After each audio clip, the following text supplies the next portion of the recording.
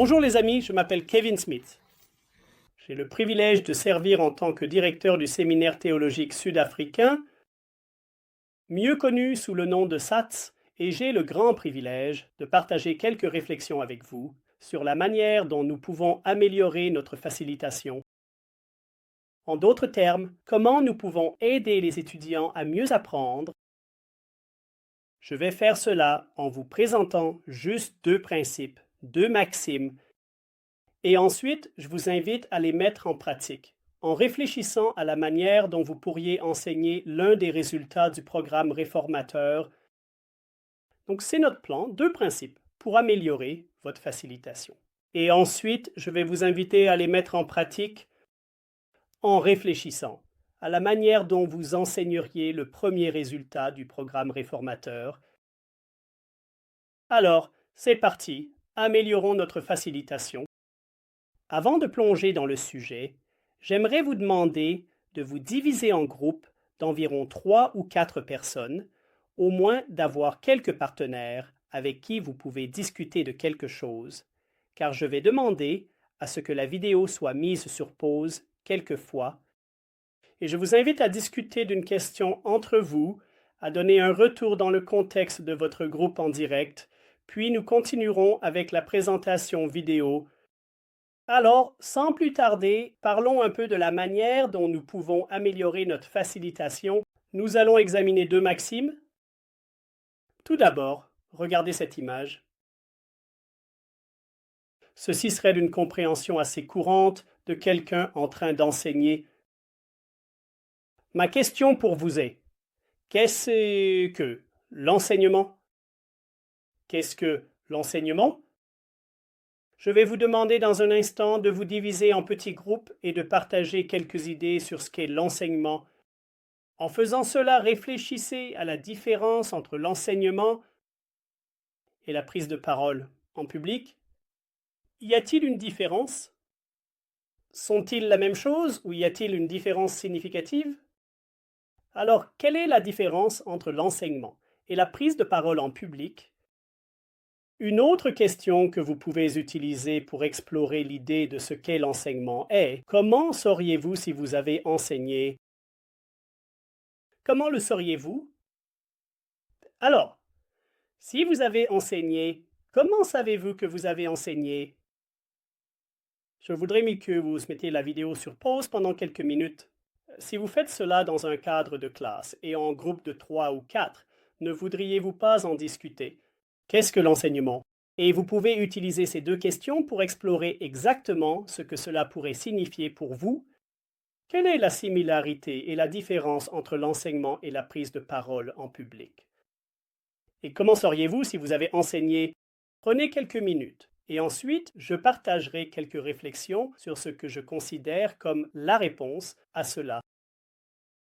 D'accord. Je fais confiance au fait que vous avez eu l'occasion de réfléchir à cela dans votre petit groupe et peut-être de partager quelques pensées entre vous. J'aime le concept hébreu de l'enseignement.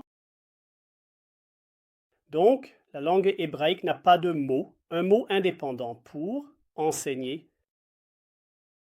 Tout ce qu'elle a, c'est un mot pour apprendre. Et ensuite, si vous voulez parler de l'enseignement, vous prenez le mot pour apprendre, l'apprentissage, et vous l'intégrez, ce qu'on appelle une racine causative. Donc l'idée devient de provoquer, d'apprendre. N'est-ce pas beau? Qu'est-ce que l'enseignement?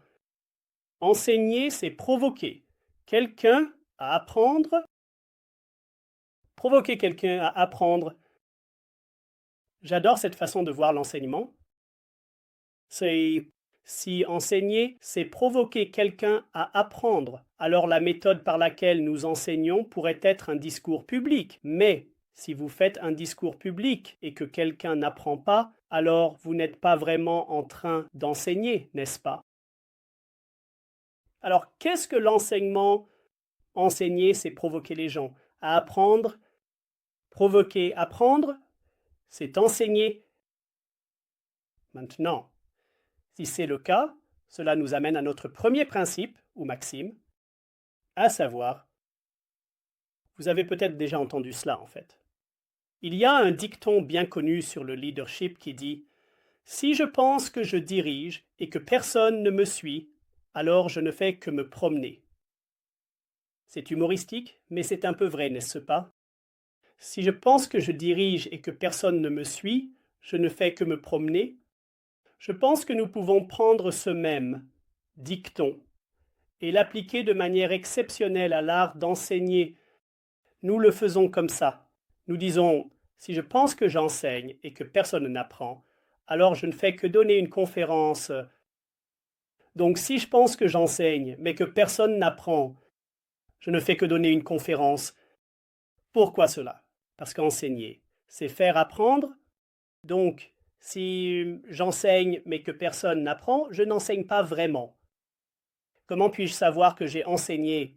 Je sais que j'ai enseigné en fonction de si l'autre personne a appris et est capable de démontrer qu'elle a appris. Quelle est la différence entre enseigner et prendre la parole en public? Eh bien, parfois ils se chevauchent, mais ce n'est pas nécessairement le cas. Vous pouvez parler en public, mais si personne n'apprend, ce n'est pas vraiment de l'enseignement. C'est juste donner un discours. Parfois, prendre la parole en public est un bon moyen d'enseigner. Parfois, c'est une mauvaise façon d'enseigner. Et le point clé est que nous améliorons notre facilitation lorsque nous refusons d'accepter autre chose. Que le fait que l'élève a appris comme notre définition de l'enseignement. Si vous vous lancez dans l'enseignement de l'Ancien Testament, vous ne devriez être heureux que si les élèves que vous enseignez ont en fait appris l'Ancien Testament, du moins dans le détail que vous aviez prévu de leur enseigner. Donc, c'est notre premier point, que enseigner, c'est faire apprendre, ou sous forme de maxime, si je pense que j'enseigne et que personne n'apprend, alors je ne fais que donner une conférence. Voici une autre image sur laquelle nous pouvons réfléchir. Regardez bien l'image. Ma question est, qui est en train d'apprendre? Vous pouvez voir quelques enfants sur l'image. Quel enfant apprend le plus? Quels enfants sont les plus susceptibles d'apprendre? Donc vous pouvez voir une fille qui présente quelque chose sur quoi elle a travaillé, un autre enfant qui lève la main pour poser une question et quelques-uns qui sont juste assis, écoutant ou regardant ce qui se passe. Encore une fois, je vous invite à mettre la vidéo sur pause et à prendre quelques minutes pour réfléchir à qui sur cette image. Apprends le plus et pourquoi. Pourquoi? Qui apprend le plus et pourquoi? Je te verrai dans quelques minutes. Bienvenue de nouveau. J'espère que vous avez eu quelques instants pour réfléchir à qui sur cette image apprend le plus et pourquoi. Donc, quand vous l'avez regardé, j'espère que vous avez réalisé qu'un enfant a préparé quelque chose et le présente à la classe. Un autre interagit avec elle en levant la main pour poser une question ou faire un commentaire. Et certains autres semblent juste écouter ou regarder, ou peut-être jouer sur leur téléphone. Qui sait? Alors notre question est, qui apprend le plus? Et cela devrait être évident, n'est-ce pas? La personne qui apprend le plus, sans aucun doute, c'est l'enfant qui présente ce qu'elle a préparé. Elle a, de loin, appris le plus. Et maintenant, après avoir préparé sa présentation, elle doit la verbaliser. Donc, elle est définitivement l'apprenant. Numéro 1 dans cette scène. Probablement l'enfant qui apprend le deuxième plus est celui qui est sur le point de poser une question.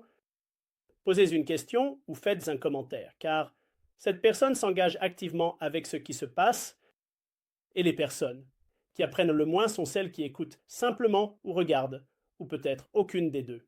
Peut-être qu'ils sont juste physiquement dans la classe, mais qu'ils n'écoutent ni ne regardent. Cela arrive assez souvent. Cela nous amène à un principe, une deuxième maxime, que si vous l'appliquez, cela améliorera considérablement votre facilitation. Et c'est cela. Celui qui parle apprend. Celui qui parle apprend. Il y a un lien entre ceux qui s'engagent activement et participent et ceux qui apprennent réellement le plus. Donc, amis, Si notre objectif en enseignant est que les élèves apprennent et que nous définissons l'enseignement comme le fait de faire apprendre les élèves, quelle est l'implication pour notre façon d'enseigner? Si c'est vrai que celui qui parle apprend, l'implication est évidente, n'est-ce pas? Nous devons parler moins et nous devons créer plus d'espace dans nos environnements d'apprentissage pour que l'apprenant puisse s'exprimer, verbaliser ses pensées, poser ses questions, rassembler ses idées et ses réflexions. Que feriez-vous différemment? Si vous croyez vraiment que celui qui parle apprend, comment cela changerait-il la façon dont vous gérez vos espaces d'enseignement? Je parie que pour beaucoup, si vous y croyez vraiment, et vous devriez y croire, si vous y croyez vraiment, cela aurait un énorme impact sur la façon dont vous structurez vos leçons. Je suggérerais que la répartition de qui et la répartition entre ceux qui parlent et ceux qui apprennent devrait probablement ressembler à quelque chose comme ça. En réalité, dans la plupart des classes, c'est l'inverse, n'est-ce pas? Nos élèves devraient probablement parler 70% du temps et écouter 30% du temps. Très probablement, dans la plupart de vos classes, vous faites 70% des discours et eux, au maximum, peut-être 30%. Je soupçonne que dans de nombreuses classes, c'est plutôt 90-10. Mais si nous croyons vraiment que celui qui parle est celui qui apprend, nous devrions trouver cet équilibre et nous devrions le renverser. Nous devrions structurer nos séances de classe de manière à amener nos élèves à parler activement du contenu que nous présentons. Il y a plein de façons de le faire, mais cela commence par un changement d'état d'esprit.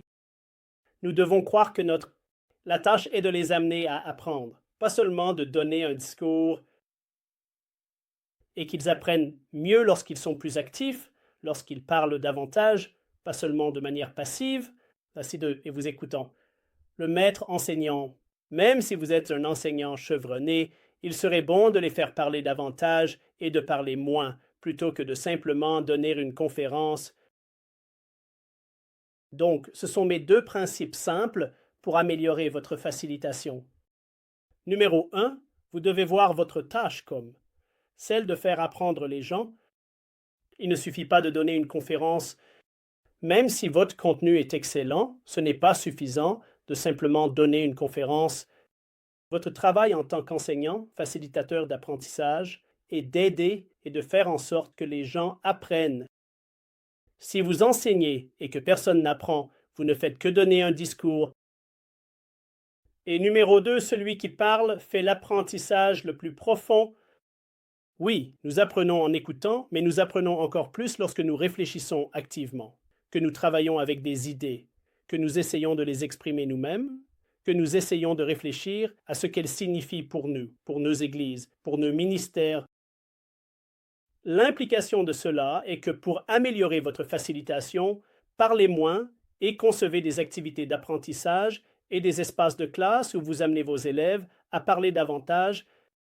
Je recommande 70-30. D'accord. Prenons ces deux principes.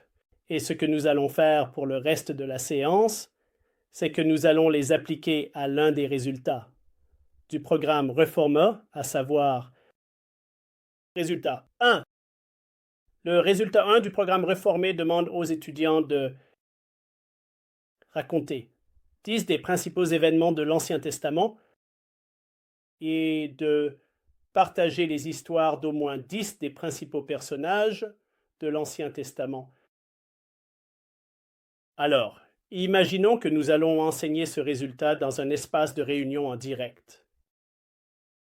En fait, je vais vous demander de planifier comment vous enseigneriez ce résultat dans un espace de réunion en direct. Vous allez faire cela en tant qu'exercice de groupe dans un instant. Avant de faire cela, analysons ce que ce résultat demande. Que doit être capable de faire l'élève? Remarquez que ce n'est pas ce que le conférencier doit être capable de faire. Que doit être capable de faire l'élève d'ici la fin de cette session d'enseignement ou nombre de sessions? Que doit être capable de faire l'élève? Et si vous le lisez attentivement, vous constaterez que l'élève doit être capable de faire deux choses, n'est-ce pas? D'une, ils doivent être capables de raconter, c'est comme raconter à nouveau, des événements les plus importants enregistrés dans l'Ancien Testament. Et deux, ils doivent être capables de partager ou raconter les histoires des 10 principaux personnages de l'Ancien Testament. Alors, imaginez que nous enseignons et que nous avons choisi nos 10 personnages et nos 10 histoires, et nous allons donner un discours inspirant, discours public sur les principaux événements et les principaux personnages. Et à la fin de notre discours inspirant, les élèves sont tous inspirés, etc. Et vous deviez leur dire, d'accord, parlez-moi de 10 des principaux personnages de l'Ancien Testament. S'ils ne peuvent pas raconter l'histoire, ils n'ont pas atteint l'objectif. Ils n'ont appris que cela, ce qui signifie que vous n'avez enseigné que cela. Même eux, l'apprenant, sont capables de raconter les événements et raconter les histoires des principaux personnages. Alors, comment sauriez-vous que vous avez atteint cet objectif d'enseignement? Vous sauriez que vous l'avez enseigné si les personnes que vous avez enseignées peuvent raconter les histoires et relater les événements de l'Ancien Testament. C'est difficile, n'est-ce pas? Si nous définissons notre tâche comme celle de faire apprendre, alors nous nous fixons un objectif élevé que nous n'avons pas enseigné simplement parce que nous avons expliqué le matériel. Nous n'avons enseigné que si les gens l'ont fait, maîtriser le matériel au niveau que nous leur avons demandé de le maîtriser. Alors voici l'exercice que j'aimerais que vous abordiez pour le reste du temps qui vous est disponible. Dans vos petits groupes, j'aimerais que vous preniez le résultat et réfléchissez à la manière dont vous vous y prendriez pour enseigner cela dans votre école, dans votre église, dans votre salle de classe.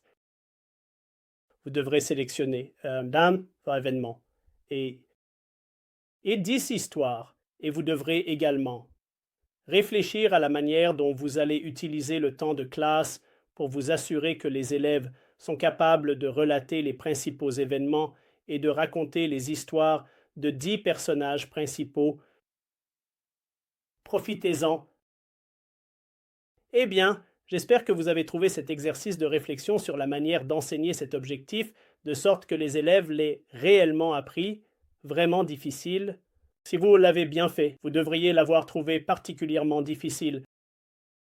Je tiens à vous remercier pour l'invitation, à partager quelques réflexions sur la manière d'être des enseignants et des facilitateurs d'apprentissage plus efficaces.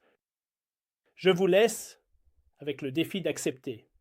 Rien de moins que l'apprentissage des élèves comme signe que vous enseignez et que vous adoptez cette idée que celui qui parle le plus apprend le plus et que vous essayez de réfléchir à la manière de concevoir vos activités en classe, de sorte que vos élèves soient plus actifs et parlent plus qu'ils ne l'ont fait auparavant. Merci beaucoup, que Dieu vous bénisse, alors que vous aidez les autres à grandir dans leur compréhension de sa parole. Au revoir de ma part.